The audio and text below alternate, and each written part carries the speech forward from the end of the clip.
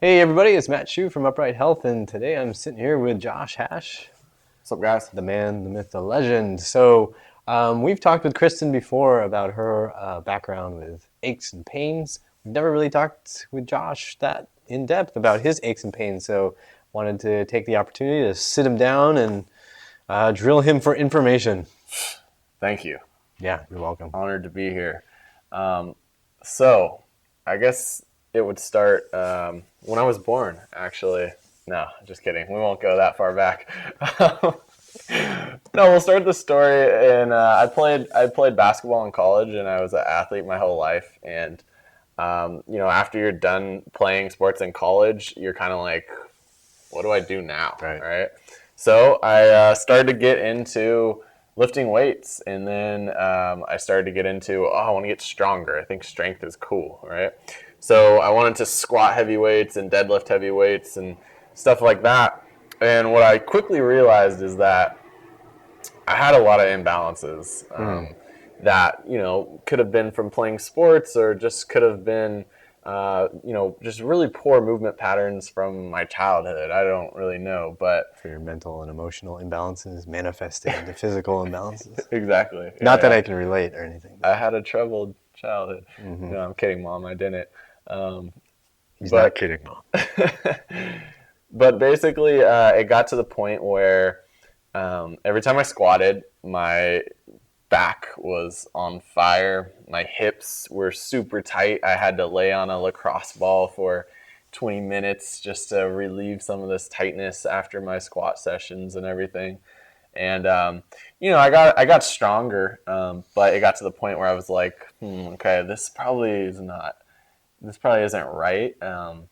I don't feel like I'm healthy anymore, really, right? So Like you felt like you're kind of breaking down the more you're lifting I weights? was, yes, I was breaking down while I was getting stronger, right? Um, and I kind of got to the point where I said, okay, I got to fix this, right? Mm-hmm. And that just got me diving into the world of mobility and stability and motor control and everything.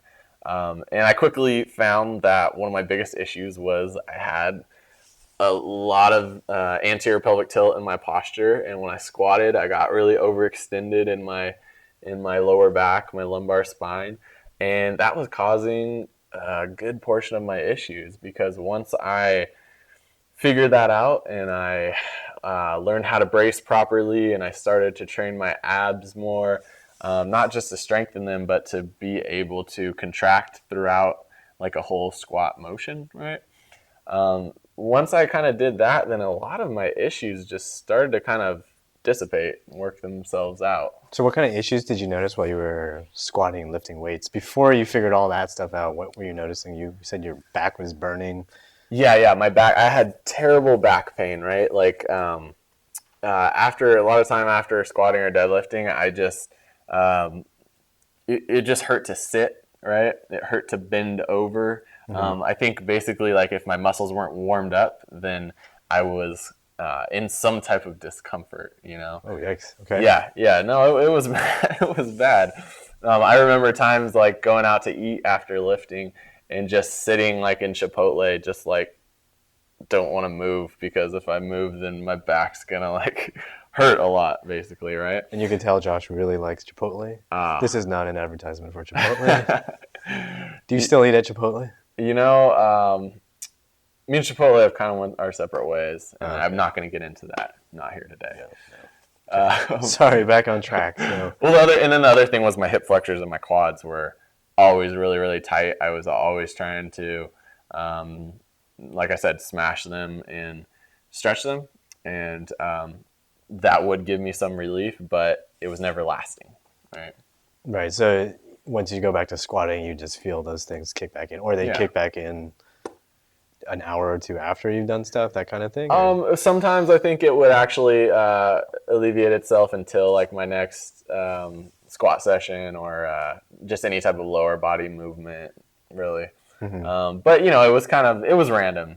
Sometimes it would stay away longer, sometimes it wouldn't. But I think the point is that um, nothing was making a long lasting change. Mm-hmm. Yeah. Until you started figuring out that your pelvis position was not right. Yeah. Until I figured out that it was my movement that was wrong, and that was the big takeaway that I took, was that some of these, we have a lot of tools that can alleviate some muscle tightness and stuff. Great things, but if you're repetitively doing wrong movement patterns, Right. then all those things are going to just mask it for a little bit until you do those wrong movement patterns again, and then your body's going to go back into tightness or hurting or whatever it is that you have the problem with. Yeah. Well, that doesn't sound like it was particularly fun, but It was not fun, but it led me into a journey of getting more into mobility and corrective exercise. And I think that's why when I met Matt, we got along a lot, because we were kind of speaking the same language and we were into the same things. And also look at me. exactly, we had a bromance right from the beginning. Yeah. So I don't know, maybe this is cheesy to say, but I don't think I'd trade that experience, because it taught me a lot, and I feel like now I understand human movement and maintenance on your body a lot better, and now I'm able to hopefully kind of help other people that are going through the same things that I went through. Yeah, that's a really solid perspective. I think here we tend to think about, especially with clients, we tend to think about weaknesses and immobility as opportunities to make an improvement. So when you find something, when we find something that a client cannot do, or that we ourselves cannot do, then it's an opportunity to figure out why we can't do that, why this person can't do that, and gradually work towards that goal of being able to do that. So, for Josh, it's being able to lift weights without waking up in pain or feeling pain right after. For Kristen, it was just being able to sit for 5-10 minutes. For me, I'd like to not be in pain all day, every day. And be able to do things like sports, So all of us here have that kind of perspective where we're looking at, what's the end goal, and for you, your end goal was I want to be strong without breaking. So with the people you train now, you definitely have people who are looking to get much stronger. Is there any sort of perspective that you think is useful for people to keep in mind with clients that you've seen recently? In terms of trying to get stronger? Mm-hmm. I think that keep in mind that so now I kind of understand more that strength is something that you can kind of go at your whole life, right? There's no, obviously we age, and you might not be in the prime of your life, but you can still get stronger. So I look at my training now as, oh, hey, I can squat this much today, but I'm going to stay healthy enough to be able to be squatting in 10 years. So if I keep on gaining strength very, very slowly, then I can be really strong in 10 years, right? And I think that, I see with kind of guys that I work with, and women as well, that, you want that 300-pound squat now, right? But you got to understand that your body needs to adapt to things, right? So just throwing a bunch of weight on the bar is probably going to force you into some bad movement patterns, like I found myself in, right?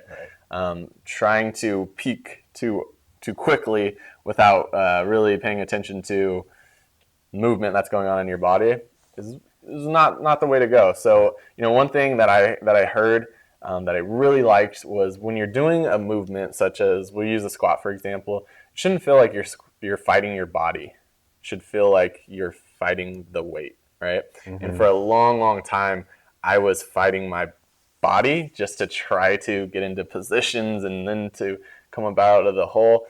And now I feel like my body moves well, and I'm just fighting to get that weight up off my back. That's huge. Making it feel smooth, right? Yeah. Smooth. Yeah.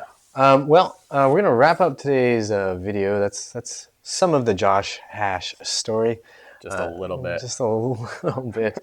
We'll do another video where we talk about the 5 years he spent living in the wilderness with a pack of wolves and then a pack of wild turkeys in the East Bay of San Francisco. Very, very interesting story.